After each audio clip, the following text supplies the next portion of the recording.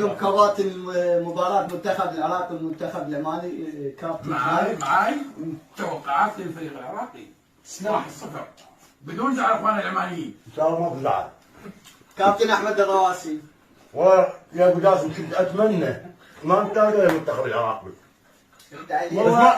بس كنت ما ابتعد على خاطري، اتمنى المنتخب العماني. المنتخب العراقي كل شيء ادى مباراة جيدة واتوقع 1-0 للعراق.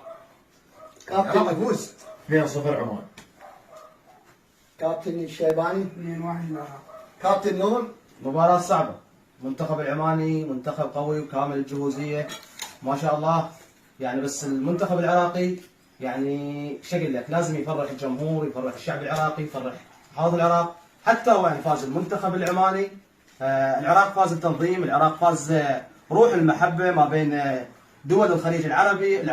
العراق فاز ووصل رسالة بأن احنا شعب محب للحياة، شعب محب للسلام، شعب محب لكرة القدم. شكرا النور ان شاء الله. كابتن نور. كابتن احمد الرواسي. 2-0 للمنتخب العماني. كابتن 1-0 للعراق والمنتخب العراقي يستاهل. اكيد.